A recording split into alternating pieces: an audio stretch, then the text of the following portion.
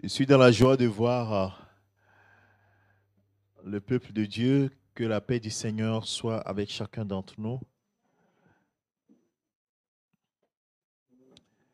La Bible dit qu'il est doux, il est agréable pour les frères de demeurer ensemble. C'est dans cette présence que le Seigneur envoie sa bénédiction. Et ce matin encore, il veut nous envoyer sa bénédiction. Il veut déverser sa bénédiction au milieu de nous. À chaque fois que nous sommes réunis, lui, il vient et il nous bénit. Que ma paix soit avec vous. Et quand il dit « ma paix soit avec vous », il répand la paix dans nos cœurs. Il dit « ne t'inquiète pas, n'aie pas peur ». Et ainsi, il y a une paix surnaturelle qui remplit nos cœurs. Et une joie que le monde ne veut pas donner. C'est cette joie qui remplit nos cœurs. Alors que le Seigneur bénisse ta vie. Ce matin, ma reconnaissance est grande. Je veux rendre grâce à mon Seigneur et mon Dieu, celui qui a fait de moi ce que je suis devant vous. Et je prêterai les paroles de l'apôtre Paul qui dit « Par la grâce de Dieu, je suis ce que je suis. » Et sa grâce envers moi n'a pas été vaine. Cette semaine, ça fait 10 ans exactement que j'ai été consacré pasteur au ministère pastoral. C'était en novembre, le 14 novembre 2014. Mais le Seigneur, dans sa grâce, nous a permis déjà de le servir depuis plusieurs années. Et l'année prochaine, ça fera 20 ans que je suis en train de servir le Seigneur. Et ces années ont été des années de grâce. Des années de pleurs, mais des années de joie également. Beaucoup d'années d'apprentissage. J'ai beaucoup appris. Avec des erreurs. Mais ces erreurs m'ont permis de grandir. Il y a quelqu'un qui disait, je n'échoue pas. Mais quand les gens pensent que c'est l'échec, non, je suis en train d'apprendre. En réalité, il n'y a pas vraiment d'échec. C'est l'apprentissage. Et lorsqu'on sait apprendre de ces échecs, soi-disant échecs, alors on grandit. Et c'est dans les difficultés qu'on apprend le plus. Et nous avons beaucoup appris. Et Dieu a beaucoup transformé ma vie. Ceux qui m'ont connu avant ces 20 années savent que Dieu a fait une œuvre extraordinaire dans ma vie. Souvent, quand je dis aux gens un témoignage qui est visible, c'est que j'étais quelqu'un de très timide. Je ne pouvais pas parler devant les gens. Et Dieu a transformé complètement mon histoire.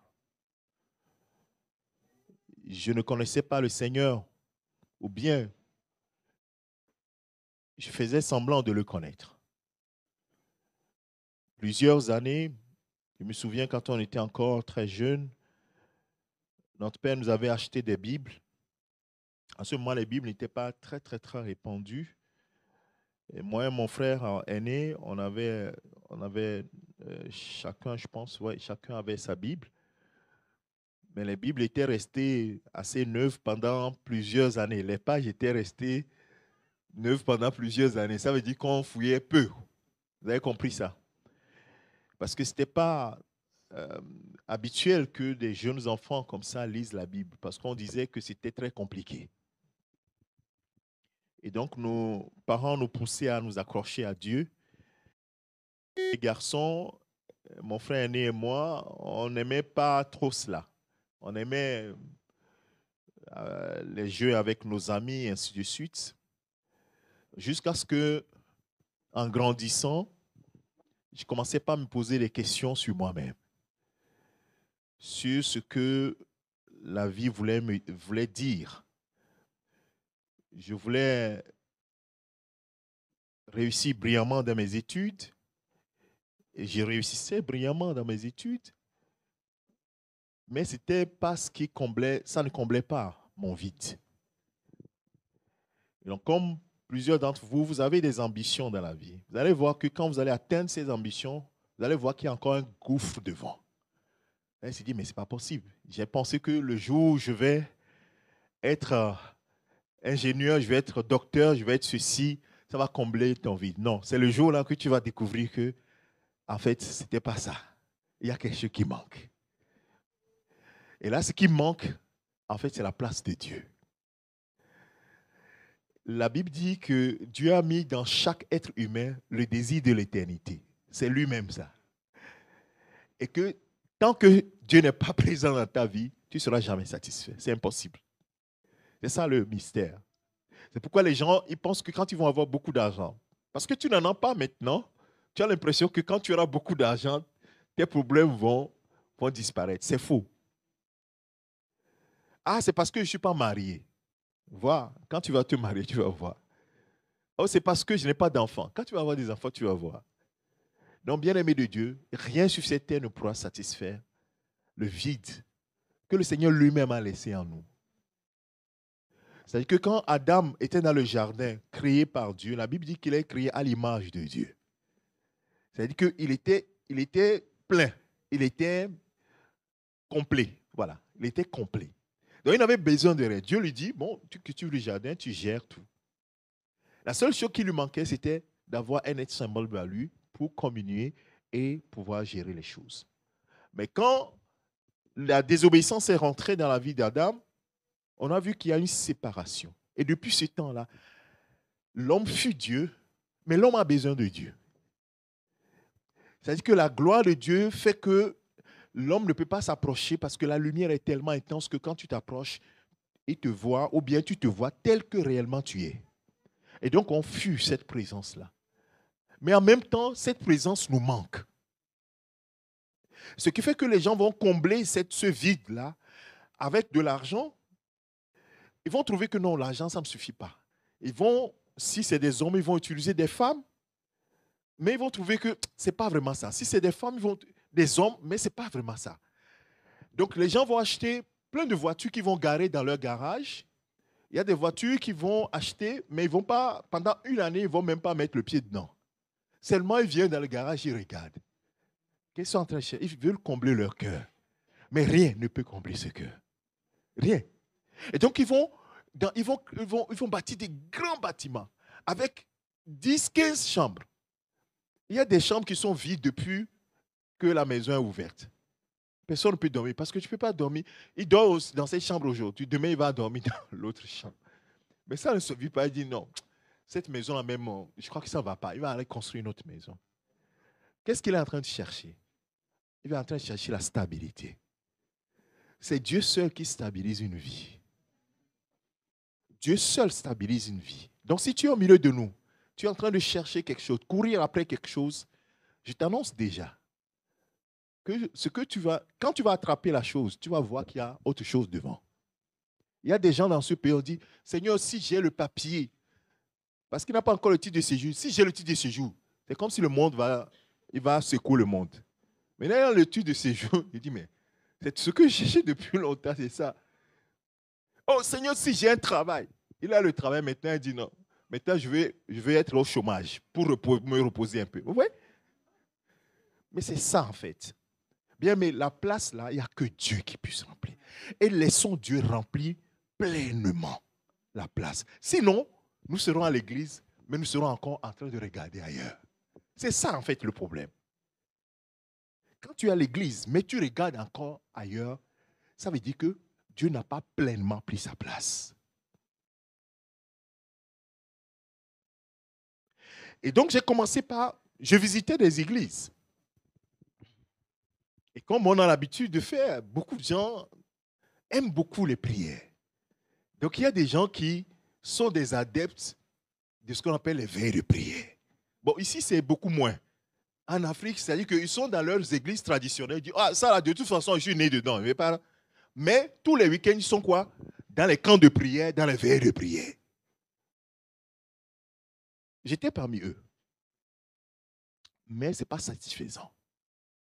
Jusqu'à ce qu'à un moment donné, j'ai dit, Seigneur, moi, je veux te rencontrer.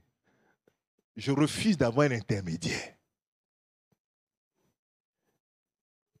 C'est la vérité que je te dis. Ce n'est pas quelqu'un qui m'a dit de le faire. Hein. Je sais qu'il y a un problème.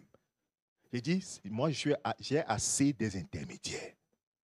Moi, je vais te rencontrer toi-même. Et c'est le message que j'ai commencé. C'est là où je me suis rendu compte tout à l'heure en adorant que le Seigneur m'a expliqué pourquoi est-ce que tu dois parler de ça. Je vous dis parfois ici que j'ai le thème. C'est parfois, quand je prie, je dis, mais Seigneur, pourquoi je dois parler de ce thème? Que le Seigneur me montre pourquoi je dois réellement parler de ça. Et c'est là où j'ai compris pourquoi je dois parler de ça. Depuis dimanche dernier, et je vais terminer ce matin, je parle de la transformation, une rencontre qui transforme la vie.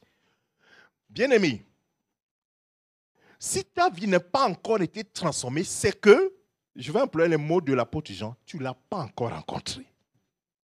C'est simplement ça. Ce n'est pas une insulte. Ce n'est pas dire non. C'est juste que la véritable rencontre, tu ne fais pas d'effort. C'est-à-dire que la transformation, c'est une œuvre surnaturelle. Alléluia. La transformation du cœur, ce n'est pas une œuvre naturelle. C'est surnaturel. C'est Dieu qui opère cela en soi. Et donc, ça veut dire que toi-même, tu deviens spectateur de ta transformation. Toi-même, tu es étonné de ta transformation. C'est pour cela que ce n'est pas une œuvre naturelle. On ne fait pas d'effort. Je vais essayer de ne pas mentir. Non. On ne parle pas de ça. D'une transformation surnaturelle. Quand Dieu disait à Ézéchiel, je vais enlever leur cœur de pierre. Comment il va faire ça? Comment? Et je vais mettre un cœur nouveau en eux. Je suis sûr que Ézéchiel, en prophétisant même ça, il ne comprenait pas. Il dit d'abord, je vais les laver avec une eau pure. Et tu vas laver comment? Comment tu vas le faire? Ensuite, je vais enlever le cœur de pierre et je vais remplacer ça par un cœur de chair, un cœur malléable. Et je mettrai mon esprit en eux afin qu'ils soient capables d'obéir à mes commandements. Donc ça veut dire que même l'obéissance, c'est un acte surnaturel du Seigneur pour créer en nous le désir d'obéir à Dieu. Tu peux lire dans Ézéchiel. C'est Dieu qui le dit. Donc, bien aimé, tant que tu n'as pas laissé Dieu te rencontrer, transformer ta vie, il y a quelque chose qui va te manquer. Et c'est là où tu vas commencer par voir des petites choses. On a marché sur mon pied. On m'a mal regardé. On m'a mal ceci, ou cela, ou cela. Alors que ce n'est pas là le problème en réalité. Le problème, c'est qu'il y a quelque chose qui te manque. Dieu doit prendre complètement le contrôle. Et là, cette rencontre avec le Seigneur a été faite d'une manière, avec un cœur sincère. C'est pour ça que j'aime beaucoup ce verset d'Ésaïe chapitre 10, Hébreux chapitre 10 plutôt. Approchez-vous avec un cœur quoi? Sincère. J'aime beaucoup cela. Et je peux vous assurer que si j'étais avec quelqu'un pour faire cette démarche, j'allais dire que peut-être quelqu'un m'a influencé. J'étais allé devant Dieu sincèrement, moi seul, et dit, Seigneur, tu vois ma vie. Je vais réussir brillamment mes études. J'ai réussi. J'étais en 4e, 5e année de médecine. J'avais tout ce qu'il faut. Mais Seigneur, je ne te connais pas. Moi, je ne vais pas visiter les églises. D'ailleurs, je les ai visitées. Mais moi, je veux te rencontrer. Révèle-toi à moi. Je ne savais même pas qu'on pouvait faire ces prières. Je ne savais même pas. Mais moi, je suis allé. Et j'ai dit à Dieu, je suis sincère avec toi. Ma mère disait toujours que Dieu parle. Parce que ma mère s'est convertie, elle est évangélique depuis longtemps. Elle disait que Dieu parle. Il dit, si ma mère dit que tu parles, ça veut dire que c'est vrai. Et donc moi, je ne veux pas que quelqu'un vienne me dire quoi que ce soit. Mais je veux que tu me rencontres. Et je veux que tu me parles. Pas que quelqu'un dise que, ah, on a dit que tu existes. Non, je vais dire que tu existes. Je ne sais pas si vous voyez la différence. Quelqu'un a dit que tu existes là. Ce n'est pas la même chose que je sais que tu existes. Et je t'ai rencontré, je sais qui tu es, est différent de on m'a dit ce que tu es. C'est pourquoi Job, ayant parlé de Dieu avec ses amis, il a dit des choses que toi et moi nous connaissons de Dieu. Il y a beaucoup de choses. Si je vous interroge sur certaines choses, tu vas les dire spontanément. Quand je vais te dire où est-ce que tu l'as appris, tu vas réfléchir, je vais dire, mais en fait, moi aussi j'ai entendu dire, et puis moi aussi j'ai dit. Plusieurs personnes sont entrées dans l'église et ils ont écouté les gens prier. Ils ont écouté les gens prier et ils ont dit, ah, c'est comme ça qu'il faut prier. Ils ont commencé par sans jamais se rendre compte. Ce que je suis en train de raconter là, est-ce que je comprends ça? Est-ce que je vis ça? D'abord, est-ce que c'est la vérité? Donc, il y a toujours un pas. Il y a un pas d'ignorance. Et là, Dieu permet cela. Et c'est le temps que la Bible dit que Dieu a laissé chacun le chercher en tâtonnant. On tâtonne, on cloche à gauche, à droite. Mais à un moment donné, il faut qu'on le connaisse. Il choisit toujours un temps pour qu'on le connaisse. Mais cela commencera par un cœur sincère. Sincérité de ton cœur. Ce n'est pas une action collective. Hein. Attention, c'est individuel. Une action individuelle. La sincérité de ton cœur, lui, va voir rapidement que ton cœur est sincère. Et c'est là où il va te visiter. Et c'est là, pendant 6 mois, il m'a visité dans ma chambre. Et c'est là, moi, je n'ai pas appris dans les églises comment Dieu parle. Quand j'allais à l'église, le pasteur parle ou bien, au début, c'était les prêtres, il parlait. Bon, c'est lui qui écoute de Dieu, il vient dire. Le pasteur, lui aussi, il écoute de Dieu, il vient dire.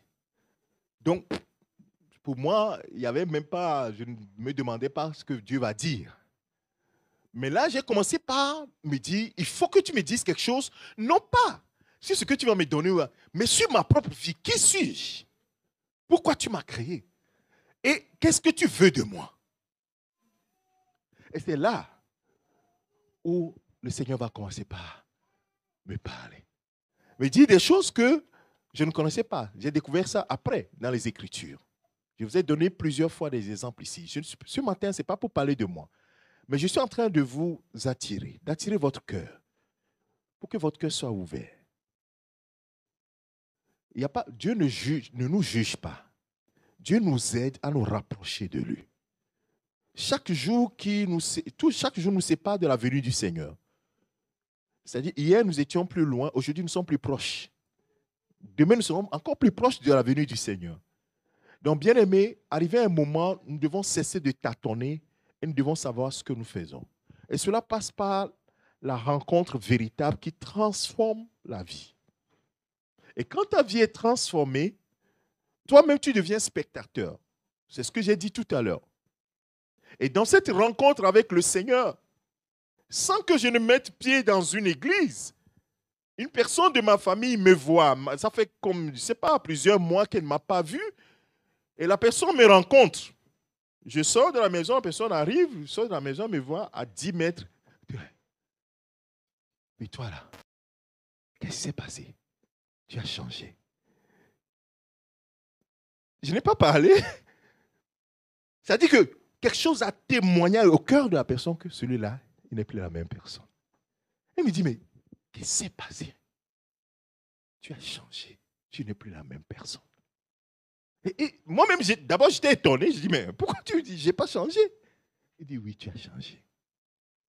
C'est après que je me rends compte qu'en fait, quand Dieu te transforme, immédiatement, quand tu rencontres des gens, il témoigne aux gens que tu n'es plus la même personne.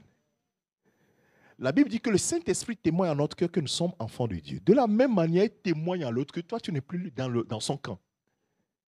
C'est pour cela que quand tu as une vraie transformation, tes amis vont t'exclure. Ils vont t'exclure. S'ils ne continuent pas à t'associer comme d'habitude, il y a quelque chose qui ne va pas. Pourquoi? Parce qu'ils ne peuvent pas côtoyer la lumière. La lumière leur renvoie sur leur vrai état. Et donc, ils vont se séparer de toi. Sans que tu n'as rien fait. Ils vont t'exclure de leur petite réunion, leurs invitations, ils vont t'oublier. Et les choses, tu te dis, mais pourquoi vous m'avez... Donc toi, tu vas essayer de venir, et ils vont te repousser. Ils vont te repousser. La transformation, la vraie transformation, on appelle ça la métamorphose. C'est-à-dire que tu as été changé, ta forme a été changée, ta forme spirituelle a été changée. C'est ce qu'on appelle la nouvelle naissance.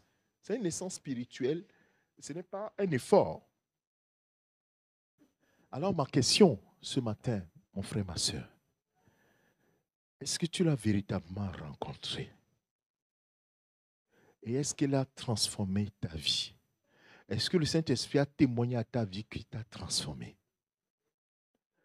S'il n'a pas fait, ce n'est pas grave, puisque tu es en train d'écouter ce message ce matin.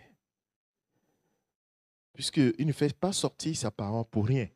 C'est qu'il veut faire quelque chose. Ouvre simplement ton cœur, en toute simplicité. Ce n'est pas une question de lutte avec Dieu. C'est simplement, Seigneur, je veux te connaître. Il a commencé par me dire ce qui n'allait pas dans ma vie. Il dit, si tu marches comme ça, je ne peux pas marcher avec toi. Oh.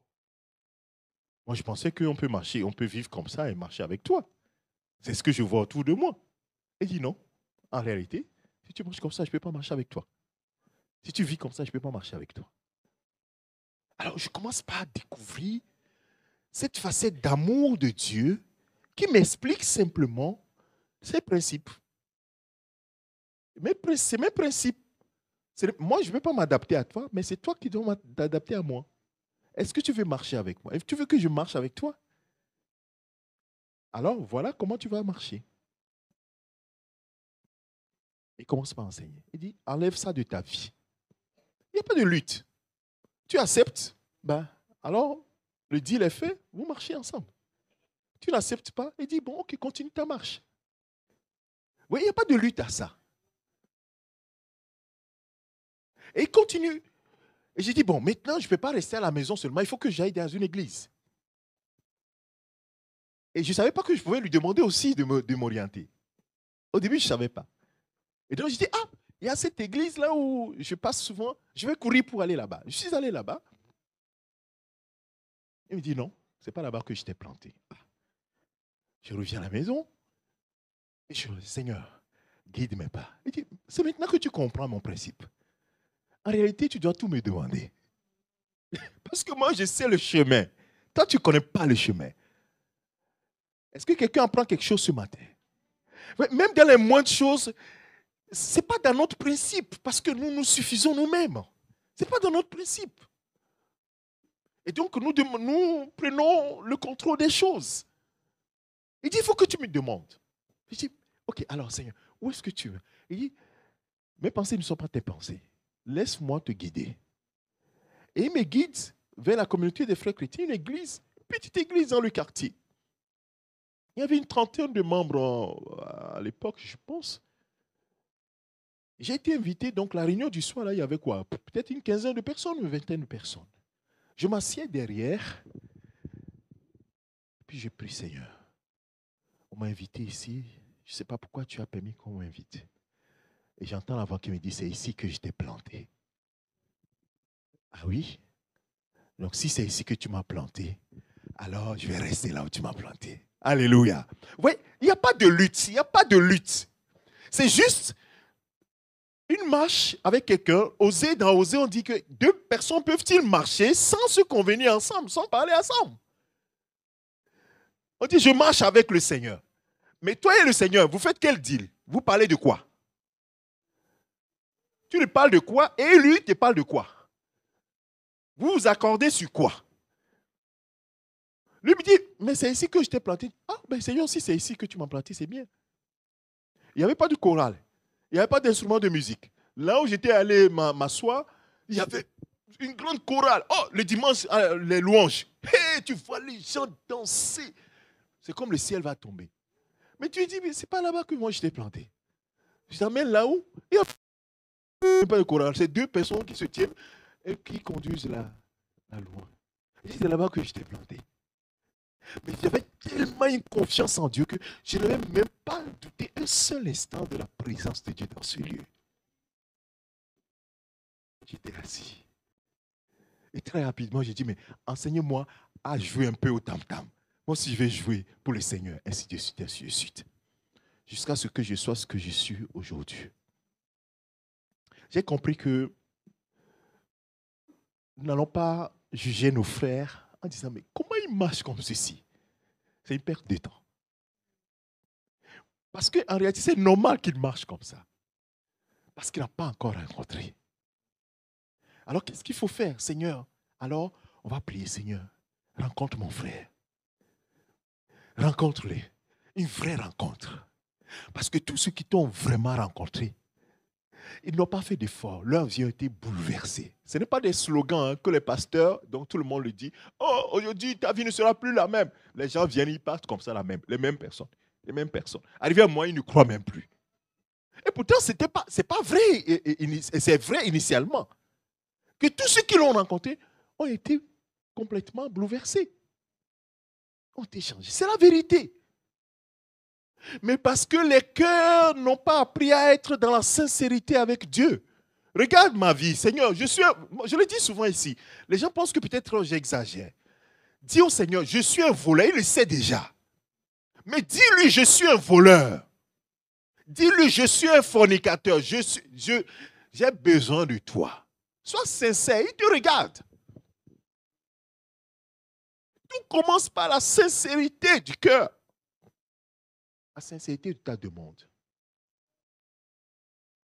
Job a entendu parler des choses de Dieu, des choses de Dieu, des choses de Dieu. Et donc, avec ses amis, il commence par argumenter.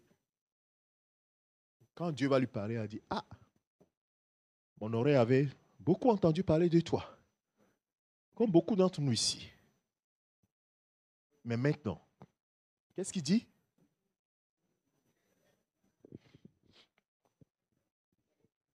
Il n'a pas dit mes yeux t'ont vu. Hein. Et quand il dit mes yeux t'ont vu, c'est comme les yeux physiques. Ce n'est pas ces yeux physiques. Est-ce que quelqu'un a compris? Mon œil t'a vu. C'est juste, c'est écrit comme ça pour que nous comprenions que c'est pas, il ne parle pas de ses yeux comme ça. C'est juste ça. Maintenant, je te connais. J'ai parlé trop vite.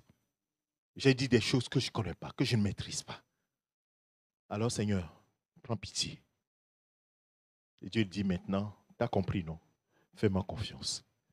Et là, Dieu va commencer par le rétablir, le rétablir, le rétablir. La rencontre qui transforme une vie. C'est de ces rencontres que nous devons soupirer dans notre cœur. Je ne sais pas si toi, ta vie chrétienne, arrivé à un moment, on sent que notre vie chrétienne est insipide. C'est un mot français qui veut dire sans goût. Insipide, ça veut dire sans goût.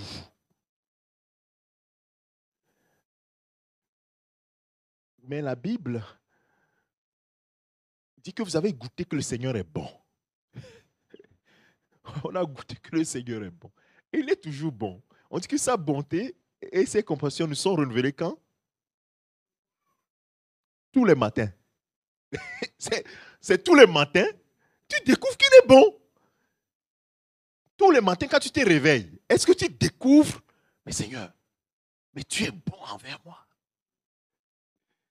Tu es bon. La journée a été difficile. Le soir, tu es arrivé fatigué. Tu dis, quelle journée. Là, le goût a diminué, n'est-ce pas? Le goût a diminué.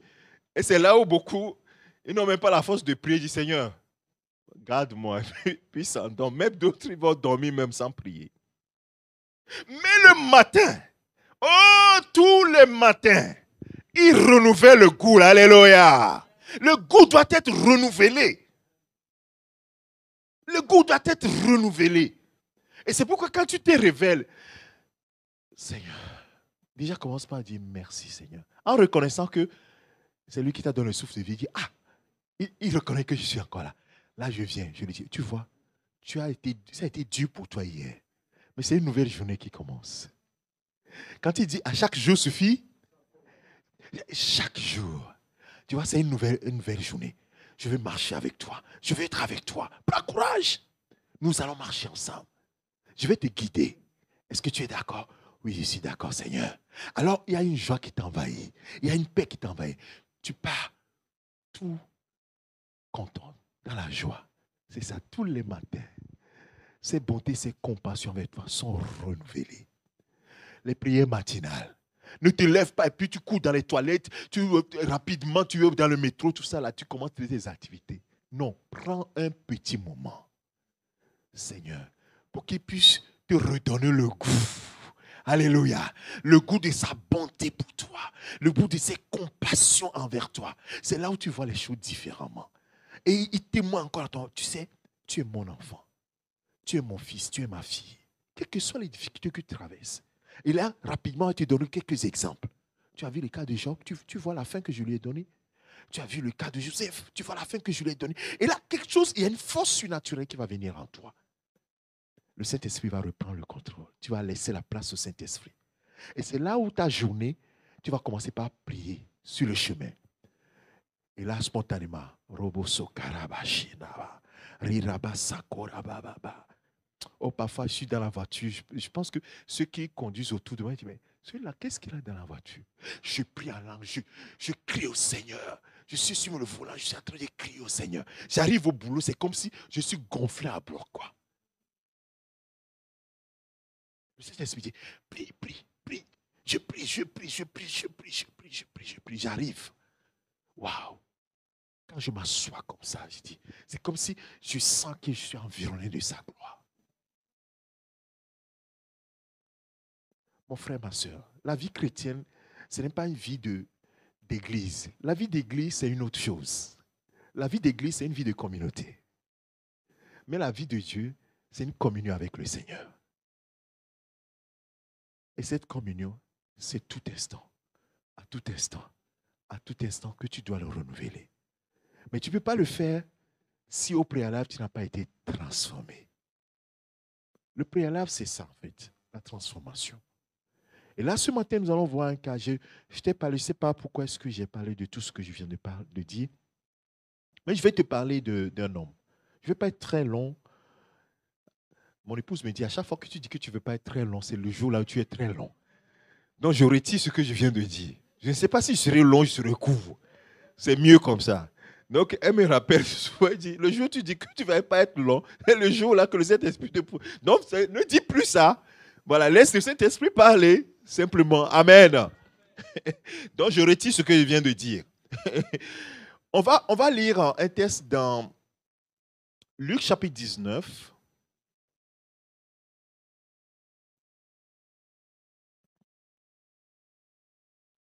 À partir du verset 1. Qu'est-ce que... Luc, hein? Ce n'est pas Jean.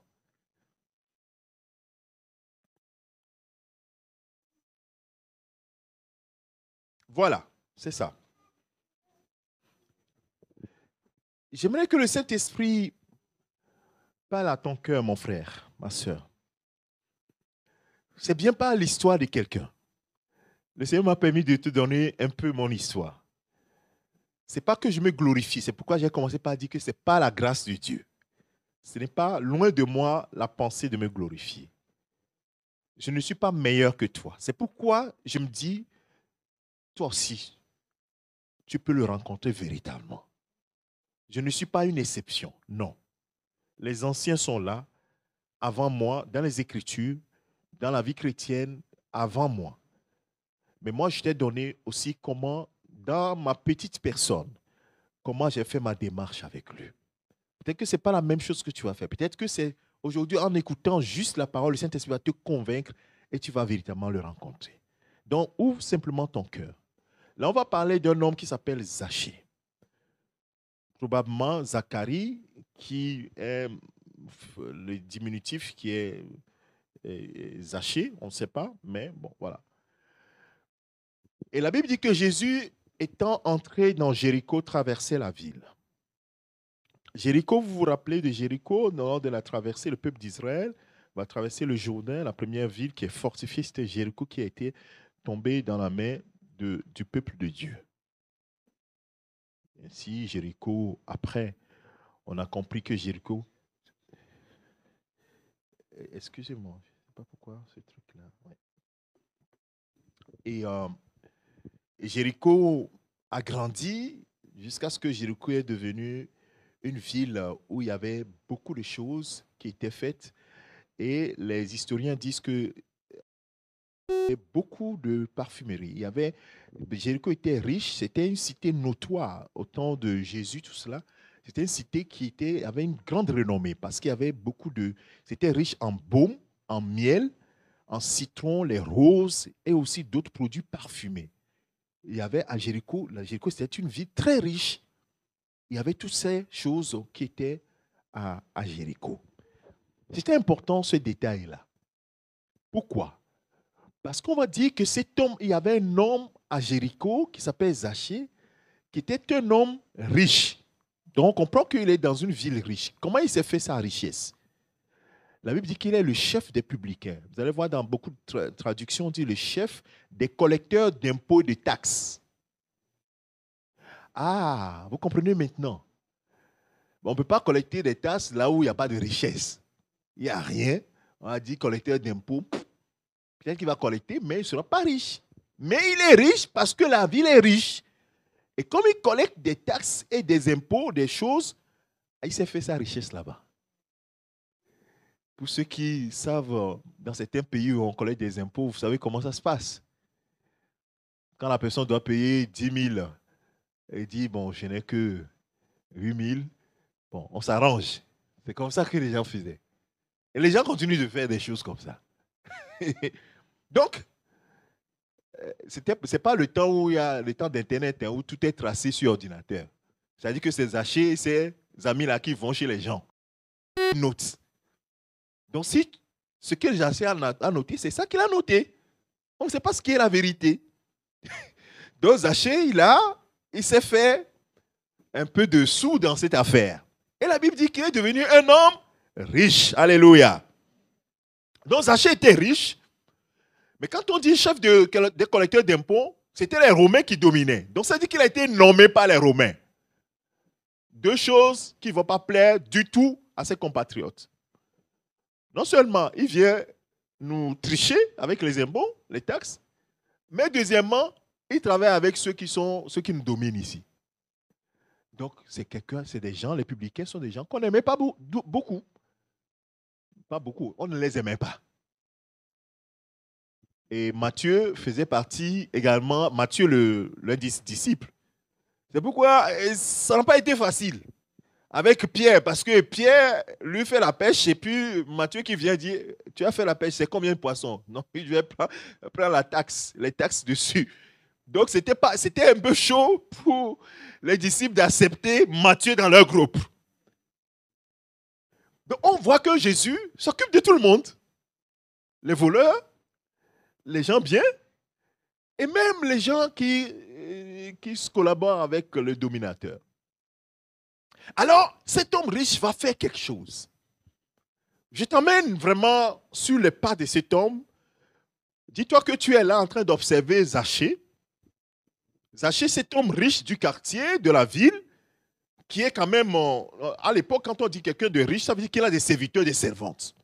Donc, c'est quelqu'un qui a peut-être une maison, qui a des choses.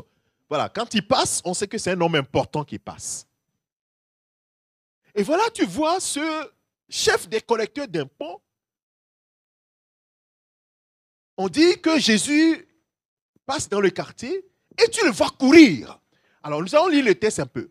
On dit qu'un homme riche appelé Zachée, chef des publicains, cherchait à voir qui était Jésus. Et qu'est-ce qu'il va faire? Mais il ne pouvait y parvenir à cause de la foule, car il était petit de taille. Bon, qu'est-ce qu'il va faire? Il va courir. Donc tu vois cet homme riche-là courir. Tu te dis, mais qui le poursuit?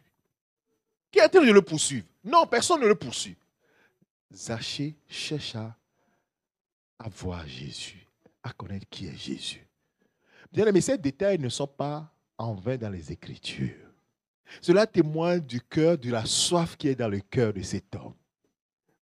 Un homme riche. important de son époque. Vous le voyez tenir son panier comme ça parce qu'ils ont des longues robes là. Et courir. Et il court et il passe devant eux. Ça veut dire qu'il n'a pas eu peur. Ça veut dire que les gens regardaient comment il courait. Il courut en avant et monta sur un sycomore. Deuxième détail. Il va monter sur un arbre. Et combien ici, papa ou maman, vous êtes monté sur un arbre?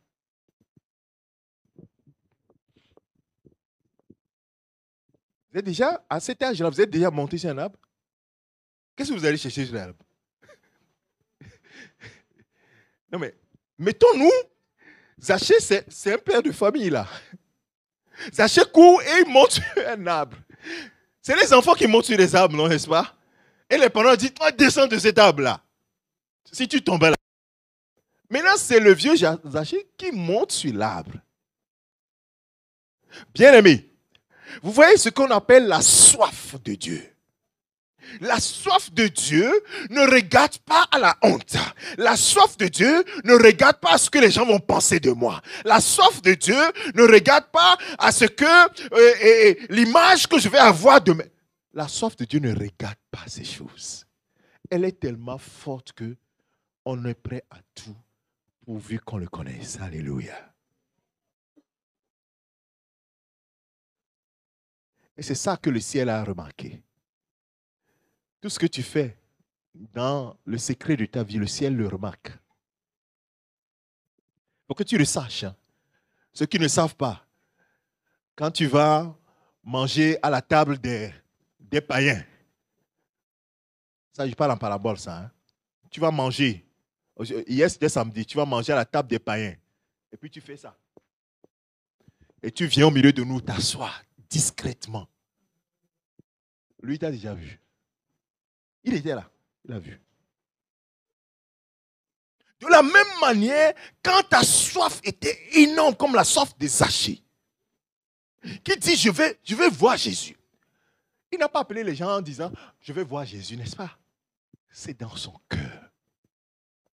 Et la Bible nous montre ce qui s'est passé dans son cœur et qui a poussé vers des actes. Il court et il monte sur un arbre. La soif. Le ciel a remarqué ça et a communiqué à Jésus. Il y a quelqu'un qui a le cœur ouvert qui veut te recevoir. C'est comme ça que ça se passe. Le ciel le remarque. Donc si ton cœur est sincère, le ciel le remarque. Et le ciel n'est pas insensible à cela. Alors ce matin, mon frère, ma soeur, je ne sais pas avec quel cœur tu es venu, mais tu peux faire un pas de sincérité vers le Seigneur. Oui, peu importe la façon dont tu es venu à l'église. L'église peut constituer un support. L'église peut constituer ce sycomore sur lequel tu montes pour dire, bon, moi si je veux voir les choses de Dieu, je vais voir si je peux voir Jésus au milieu d'eux. Ça peut être ça.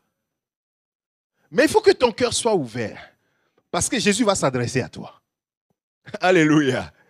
Il n'en demandait pas ça, hein? Il n'en demandait pas plus. Il voulait simplement quoi? Le voir. Alléluia. Mais le ciel dit, je vais te donner plus que seulement de voir. Oui, peut-être que tu es venu en spectateur. Beaucoup de gens sont venus en spectateur. Souvent, les gens viennent en Christ en spectateur. Je vais voir ce que Dieu va me faire. Dieu va faire dans ma vie. En oubliant qu'en réalité, la question devait être, je vais voir comment Dieu va transformer ma vie. Mais on a l'impression qu'en fait, quand on va vers Jésus, en tout cas, c'est ce qui est populaire. C'est qu'on dit, le Seigneur donne des choses. Au temps de Jésus, c'est ce qui s'est passé. Il disait aussi, il guérit les malades, il donne du pain. Et les gens courent de partout. Les affamés, ils courent de partout. Les malades courent de partout. La seule chose, Jésus, on ne sait pas quelle tête tu as, mais on sait une chose. Tu donnes à manger, tu guéris, c'est ça qui nous intéresse. Oui, ça aussi, c'est pas mauvais en soi. Mais il faut passer à une autre étape. Alléluia. Et Jésus va s'adresser à Zachée. Il dit, Zachée, Il connaît mon nom. Ah oui, il connaît ton nom. Qui a dit à Jésus qu'il s'appelait Zachée? Ben, la Bible ne le dit pas. Mais lui connaît tous les noms. Puisque Nathanaël connaissait Nathanaël sans jamais vu.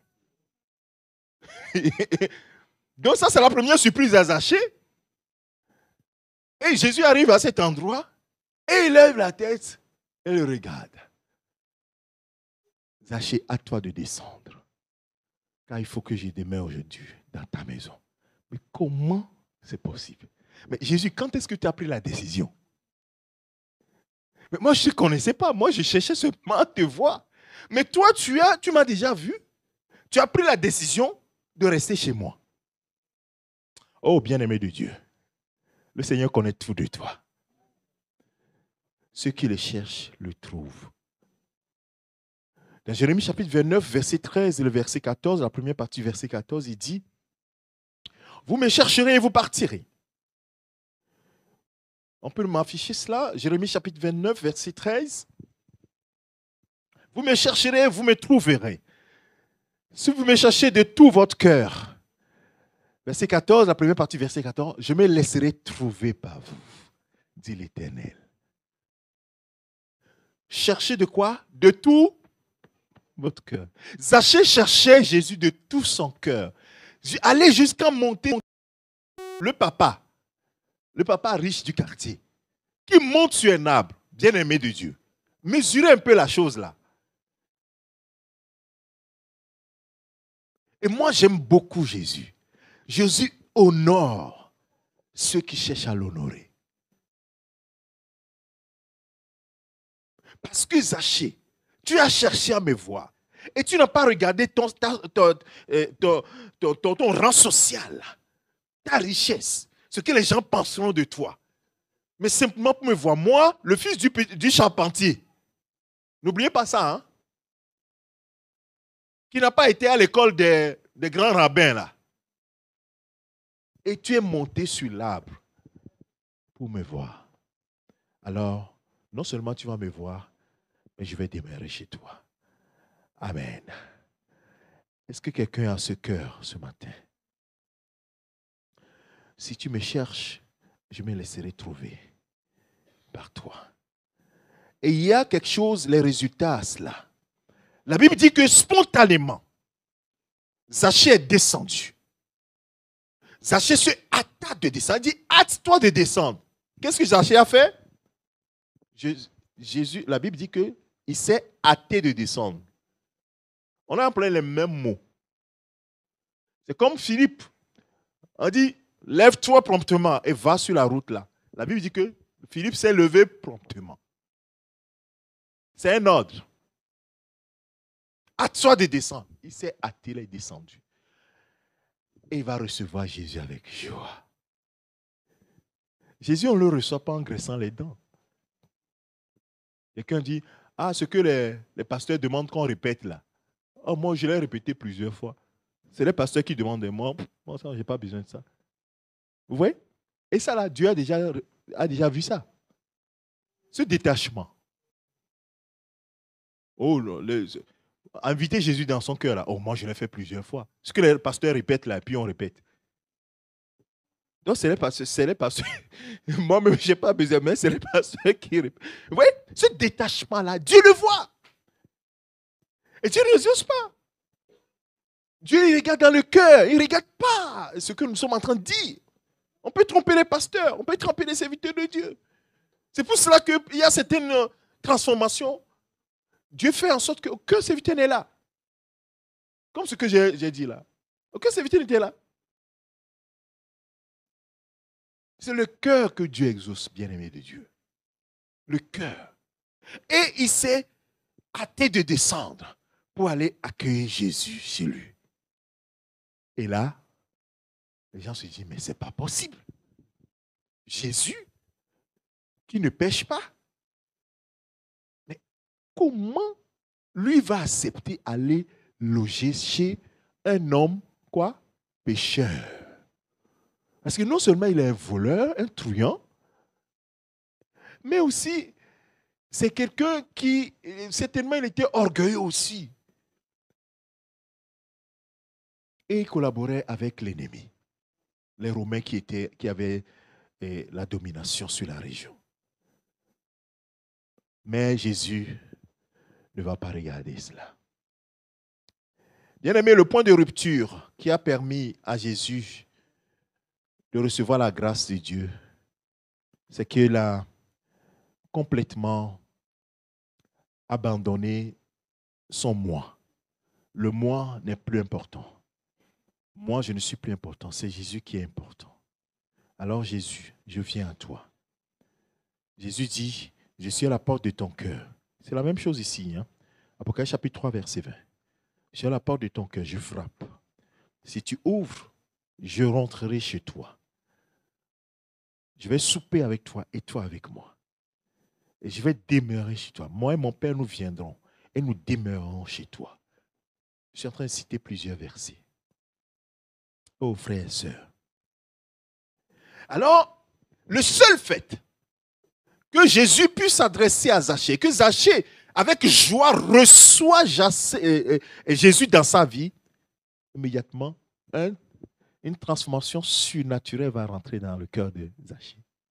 C'est pourquoi je dis que ce n'est pas une question d'effort, c'est une question d'instantané.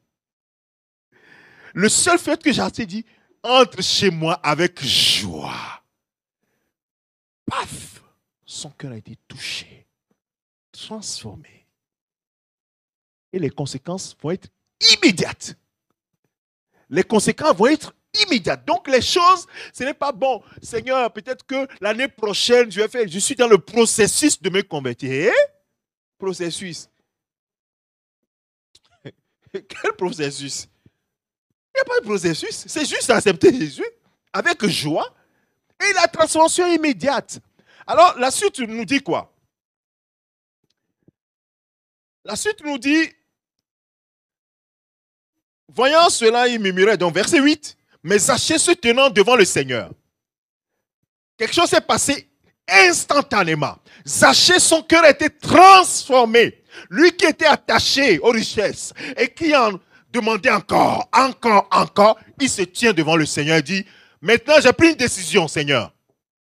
Voici, Seigneur, j'ai assez volé. Maintenant, là, j'ai pris la décision de donner la moitié de mes biens. Et les gens sont là en train de regarder. Sa femme dit, mais qu'est-ce que tu as? J'ai pris la décision de donner la moitié de mes biens. Parce que c'est bien, ça ne m'appartient pas. Je vais le donner aux pauvres.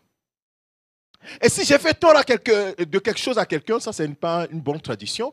Et dit, ceux à qui j'ai fait tort, c'est ça la bonne tradition, c'est-à-dire que ceux à qui j'ai fait tort, c'est-à-dire j'ai volé, j'ai spolié des choses à quelqu'un, je lui rends le quadruple. La personne n'a qu'à venir, je lui rends le quadruple. Ok, je te dois, tu me dois 10 000, je te donne 40 000. Bien aimé, si ce n'est pas un cœur transformé, là, c'est quoi ça?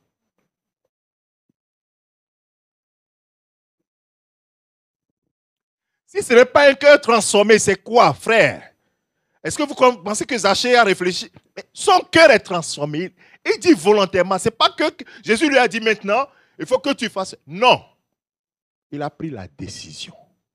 Et il l'a fait publiquement. Il n'avait pas honte de le dire. Je suis un voleur. Et ce qu'il a fait là, je n'ai pas assez de temps, je ne vais pas vous donner les... C'est un juif. Il sait que dans la loi, il y a ça. Si tu as spolié quelqu'un, tu vas le rembourser, ainsi de suite. Il y a beaucoup de tests qui le disent. Je ne vais pas vous donner les tests, mais sachez-le. Si tu as volé quelqu'un, ou qu'on t'attrape, ou bien tu reconnais que tu as volé, tu vas rembourser à la personne, et tu rembourses plus en fait. Et donc, en fait, c'était pour dire, oui, j'ai volé. Je suis un voleur. J'ai reconnu mon vol. Celui à qui j'ai volé, je vais lui donner le quadruple. On appelle ça ce qu'on appelle la restitution. L'un des premiers signes, alors là, je vais te challenger un tout petit peu.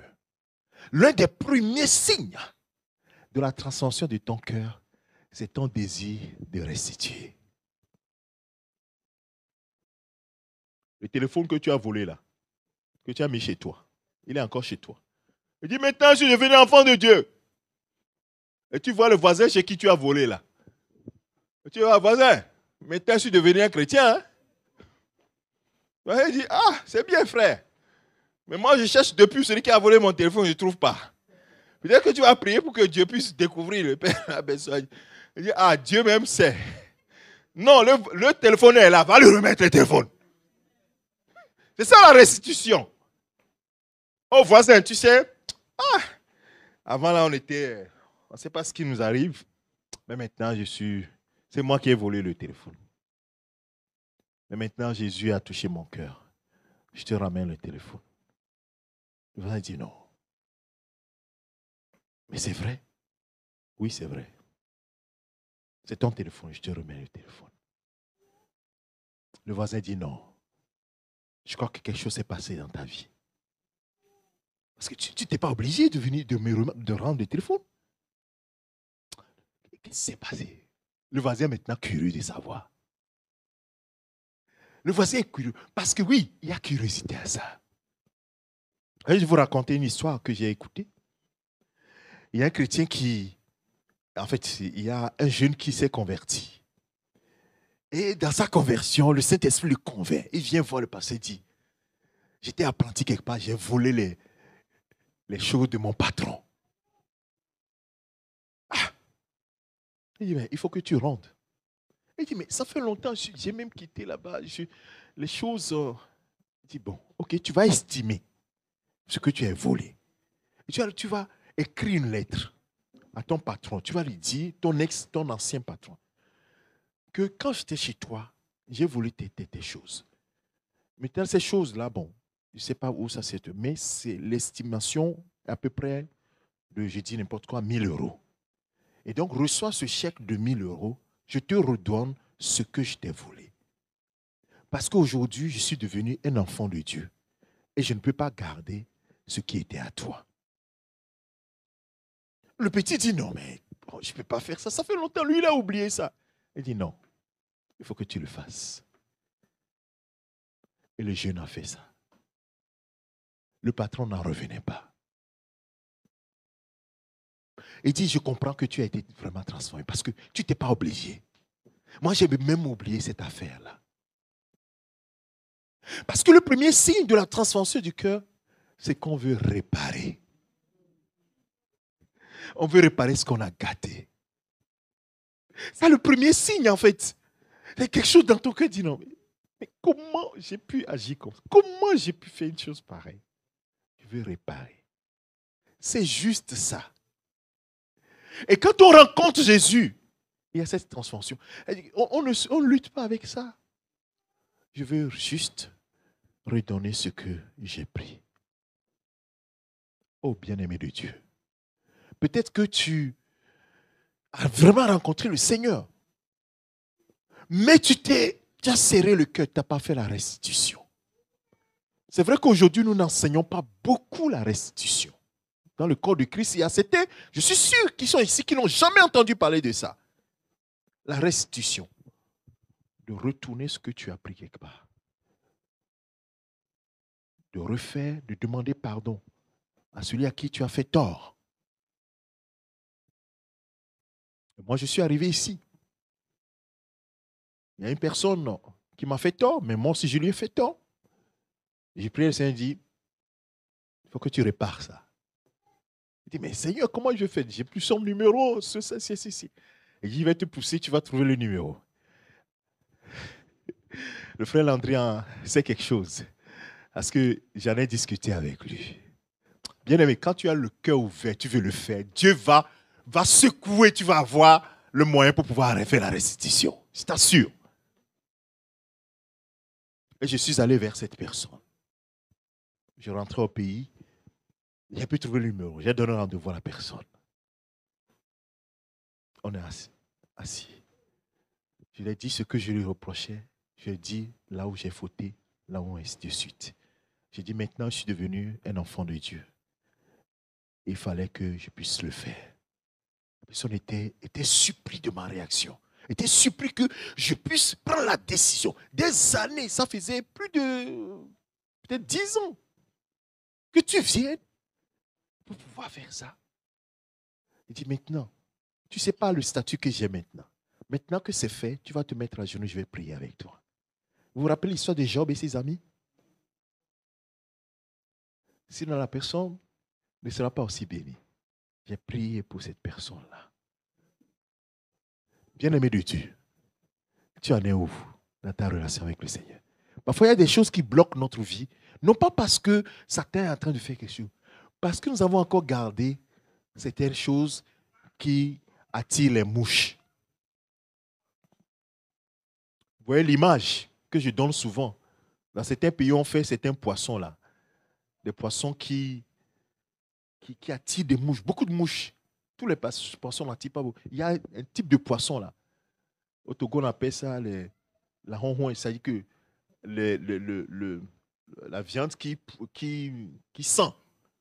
On met ça pour assaisonner. Voilà. Quand tu déposes ça là, 2 minutes plus tard, l'endroit est pollué de mouches. Il faut juste que ça là, ça touche ton habit. Quand tu vas marcher là, tu vas voir une cohorte de mouches qui te suit. Laisse tomber, nous allons prendre. Laisse tomber, je n'ai rien. Mais oui, tu as quelque chose. Il y a l'odeur sur toi. Il n'est plus là, mais il y a l'odeur. Bien-aimé, quelle odeur tu as sur toi? On dit que nous devons répandre la bonne odeur de Jésus-Christ. Nous répandons des odeurs, on ne sait pas quelle odeur, et les choses nous poursuivent. Bien-aimé, lâche les choses là, lâche. Quand le Seigneur te dit ça là, il faut que tu lâches. Lâche. Il ne faut même pas te réfléchir. Lâche. Peut-être que ça là, ça attire un petit démon là qui est dans ton village qui dit, ça là, moi j'aime. Et qui te poursuit depuis des années. Qui ne te lâche pas. Parce que tu ne laisses pas tomber les choses.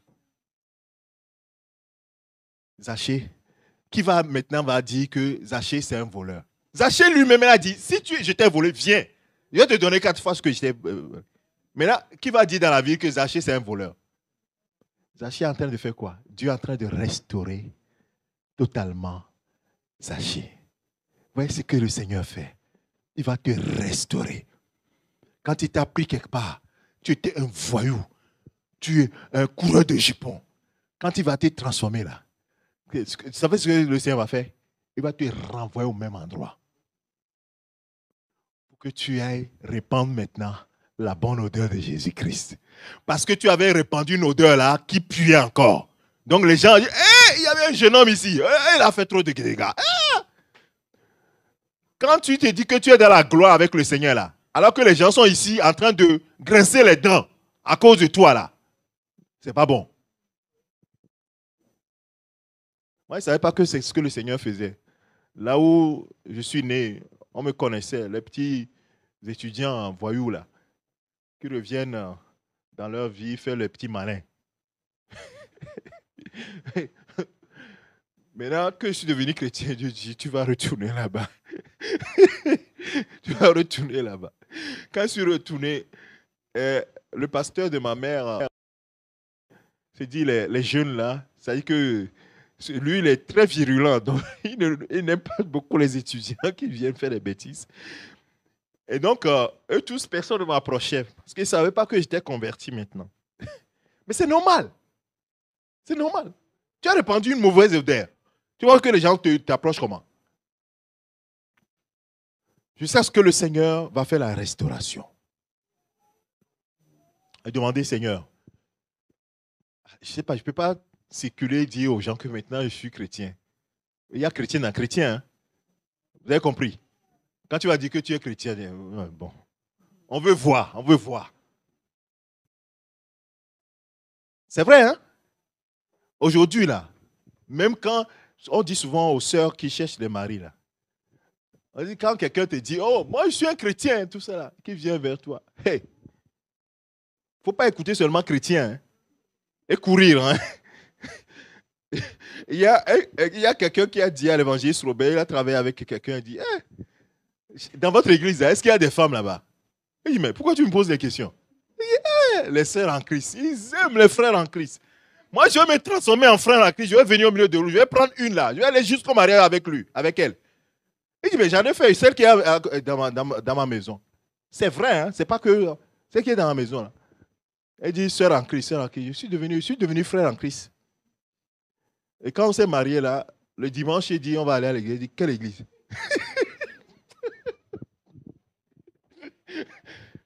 C'est la vérité. La personne dit, quelle église? À partir d'aujourd'hui, là, l'église, là, c'est fini. Oui, oui, oui. Oui, c'est vrai. Donc, il y a chrétien non chrétien. Chrétien non régénéré, c'est égal païen. C'est ça, il faut comprendre ça. Chrétien transformé, c'est ça qui est chrétien. Transformé, dont le cœur est transformé, régénéré. Et donc, il a fallu que le Seigneur, par sa grâce, puisse, au travers d'un serviteur de Dieu, quand tous les pasteurs, les gens, les chrétiens de cette ville-là se sont réunis pour un truc, et le Seigneur est passé par quelqu'un qui ne me connaît pas, qui ne pouvait pas me connaître, pour me restaurer. Et je venais pour faire des offrandes, et la personne m'a arrêté et a commencé par dire que celui-là que vous voyez, le Seigneur l'a choisi pour telle chose. Eux tous, ils avaient les yeux comme ça. C'est vrai ça. Nous on croyait qu'il était encore les chrétiens bizarres là.